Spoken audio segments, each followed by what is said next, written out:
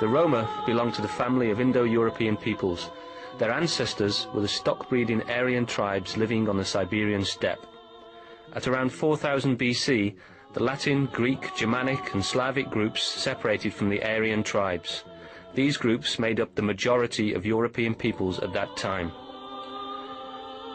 Afterwards, the Irani groups moved towards the southwest, and then the Indo-Aryan tribes left the area in a southeasterly direction, reaching the Indian subcontinent in several waves.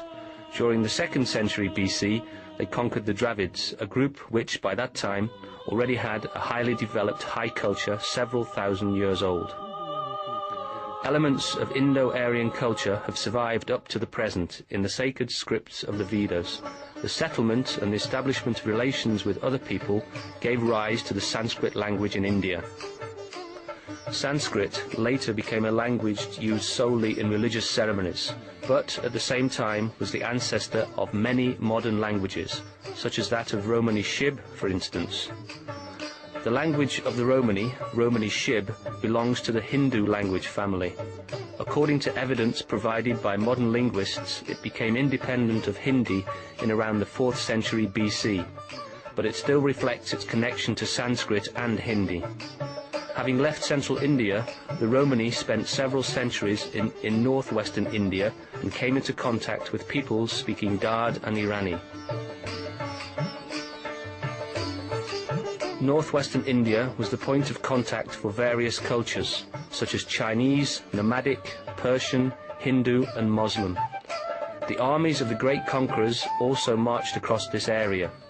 This was the crossroads of various travelling peoples, the continental gate of India. This was where the caravan routes from India, China, Persia, Arabia and Europe met. On the steppes of Siberia and in India, the Romani developed a tribe and clan-based system, as well as acquiring knowledge of fishing, hunting, gathering, stock breeding, craftsmanship and other skills essential for their survival. Such skills, for example, included working with metal, entertaining and music making. It was also during this period that the religious systems, beliefs and social order developed, which, improving and changing over time, influenced the lives of the Romani for centuries.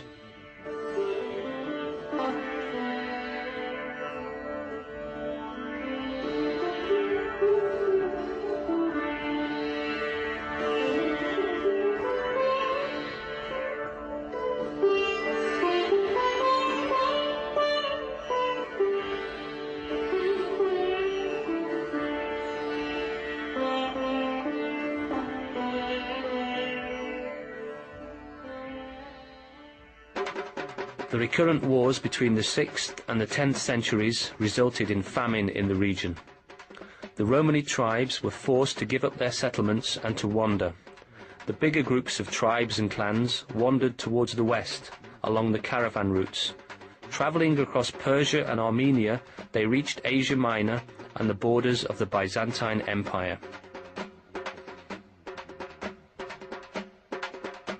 In these regions they spent several centuries, and it was during these wanderings that their still mutually recognizable language groups split, namely into Asian Domari, Armenian Lomavren, and European Romani Tsigan. In the epic entitled The Book of Kings, a contemporary legend preserved by the great Persian poet Ferdowsi, Bahramigur, a Persian monarch, wanted to make sure that the poor were happy in his empire, and to ensure that musical entertainment at great feasts was not the privilege of the rich. In order to guarantee this, he borrowed 10,000 musicians from the Indian king and wanted to settle them in his empire together with their families.